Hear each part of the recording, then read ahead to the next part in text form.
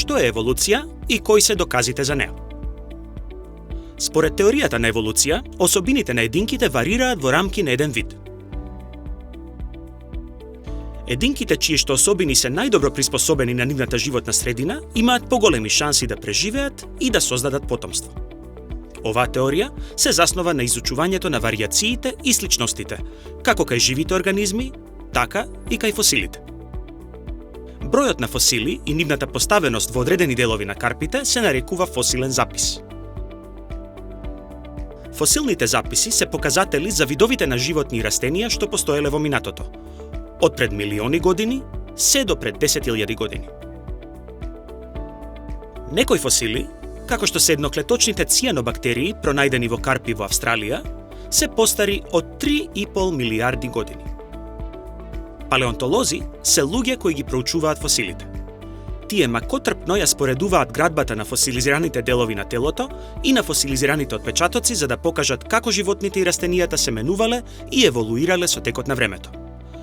Тие споредуваат и фосили од различни видови, барајќи сличности во нивната градба за да утврдат кои видови се во сродство. Благодарение на овие истражувања, научниците сега знаат дека едни видови се развиле од други. Откривањето на преодни фосили им помага на палеонтолозите да разберат како еволуираат видовите.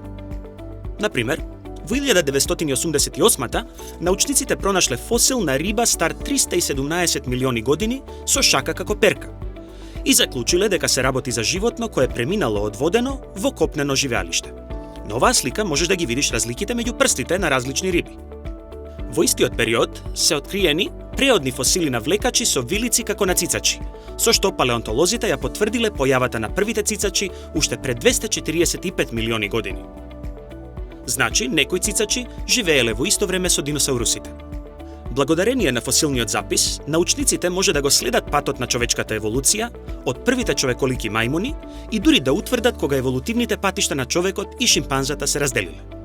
Нашиот последен заеднички предок живеел пред околу 5 до 7 милиони години.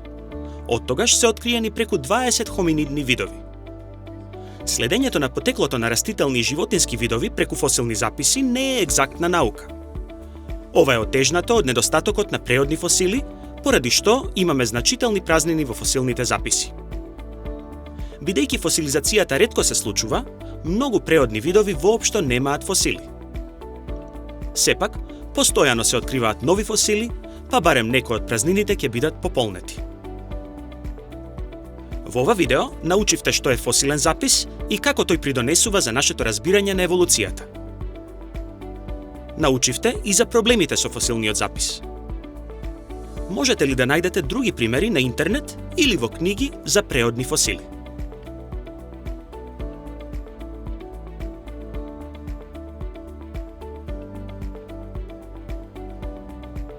Доколку ти се допадна видеово, сподели го со другарчињата.